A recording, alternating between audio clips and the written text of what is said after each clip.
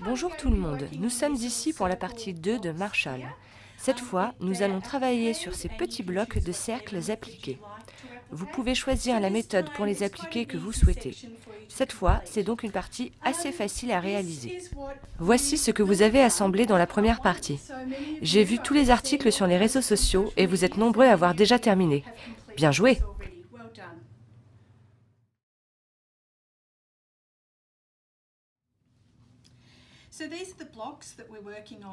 Voici les blocs sur lesquels nous travaillons ce mois-ci. Nos carrés de fond sont découpés dans le tissu gris à pois ou dans les couleurs plus claires des tissus lollies colorés. Nos cercles sont découpés dans les tissus lollies colorés ou gris. L'important est d'obtenir un contraste entre le cercle et le fond. Vous pouvez utiliser plusieurs tissus foncés ou plus clairs tant que vous avez un certain contraste entre votre fond et votre cercle. Ce sont des petits gabarits en millard. Je les adore et je pensais bien que nous allions les utiliser. Ces carrés sont coupés à 11,7 cm, soit 4,5 inches et vous aurez toutes les instructions dans votre magazine. Je récupère donc mon tissu et je vais tracer le cercle sur l'envers du tissu. Je ne vais pas être trop pointilleuse sur la marge de couture. En raison de la taille du cercle, j'ai tendance à laisser une marge de couture relativement généreuse. Je vais juste tracer légèrement autour du gabarit pour que je puisse voir le cercle. Ensuite, je vais le couper. J'espère que vous pouvez voir la ligne là et le cercle grossièrement coupé, en laissant une généreuse marge de couture de 7 mm, soit un quart d'inch. Donc, voici ma ligne tracée ici et comme vous pouvez le constater, j'ai juste coupé grossièrement et c'est très bien. Vous n'avez pas besoin d'être exigeante, cela rend la préparation des cercles extrêmement rapide.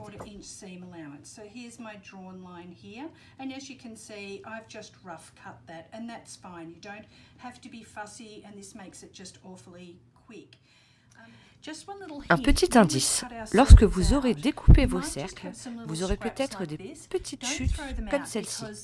Ne les jetez pas, car pour la partie suivante de l'ouvrage, nous allons couper de petites bandes de 2,5 cm, soit 1 inch, et des petits carrés.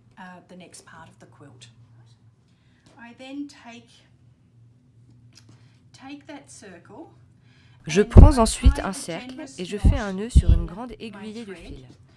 Je pique sur l'endroit de mon tissu, l'envers face à moi pour que je puisse voir ce que je fais. Je sors l'aiguille et ensuite je fais juste un petit point avant. Je vais montrer comment je fais ça.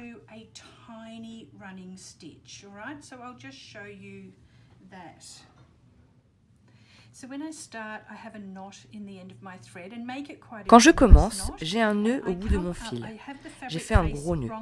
J'ai le tissu envers vers moi pour que je puisse voir le tracé du cercle. J'aime faire sortir le nœud de façon à ce qu'il se trouve sur l'endroit du tissu. Je vais faire un petit point avant au milieu de la marge de couture. Pas sur le tracé, mais en plein milieu. Et c'est simplement un petit point avant. Je vais faire cela tout autour du cercle. Quand je reviendrai au nœud, je vais couper, laissant une bonne longueur de fil.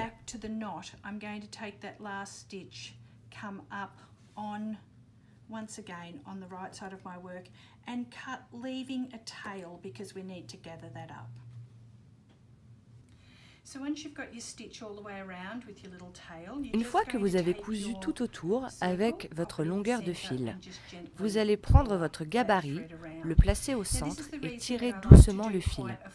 C'est la raison pour laquelle j'aime bien faire de petits points quand je fais mon point avant, parce que vous obtenez un beau résultat une fois froncé.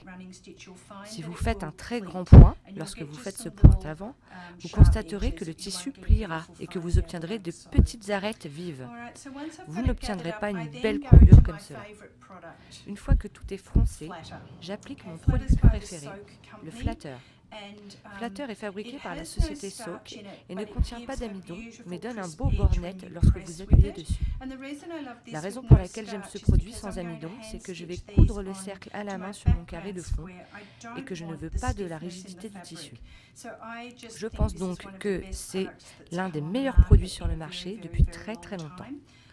Je l'utilise pour toutes sortes de choses. Quiconque a déjà suivi un cours avec moi sait que je parle toujours du flatteur. J'applique juste un peu de spray, puis avec mon fer à repasser, sur un réglage froid, synthétique et sans vapeur, je passe un coup de fer et laisse reposer un peu jusqu'à ce que le tissu soit sec.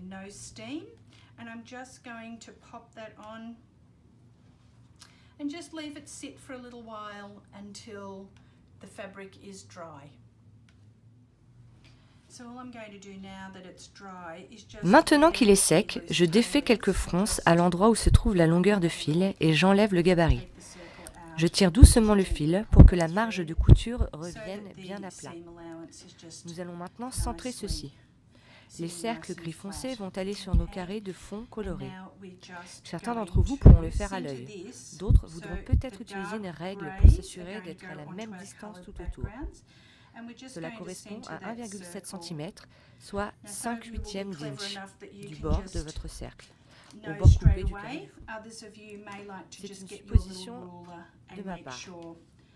Ensuite, placez quelques épingles pour le maintenir en place ou utilisez de la colle ou crayon colle en petites touches à l'arrière si vous n'aimez pas l'épingler.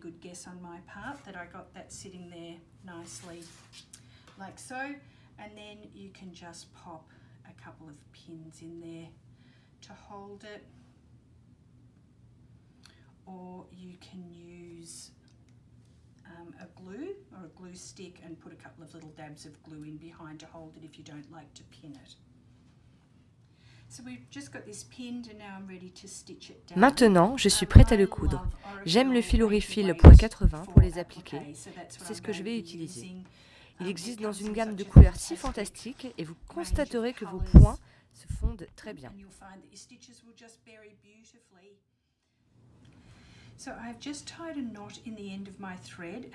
Je viens de faire un nœud au bout de mon fil et je vais remonter au travers du tissu de fond, juste dans le pli du cercle que je viens appuyer avec mon pouce. Je vais ensuite faire un petit point invisible, piquer mon aiguille vers l'arrière pour que je puisse avancer à l'arrière de mon travail et remonter l'aiguille dans le pli un peu plus loin. J'espère que vous pouvez voir tout cela. Je vais travailler tout autour de ce cercle jusqu'à ce que je finisse l'ensemble du contour extérieur. I hope you can all see this. And I'm just going to work my way all the way around that circle, all right, until I've finished the whole outer.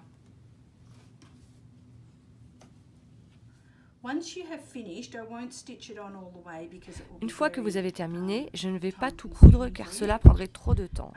Vous remarquerez que c'est le tissu gris sur le tissu coloré qui est en fait un petit cercle en forme d'anneau. Vous avez un modèle qui ressemble à ça ici. Je trouve que le moyen le plus simple et le plus précis d'y parvenir est d'appliquer d'abord le cercle complet. Ensuite, je vais faire apparaître ce petit cercle par-dessus. Avec un stylo contrastant, je vais tracer ce cercle intérieur. De cette façon, il sera magnifiquement centré et vous n'aurez pas à mesurer.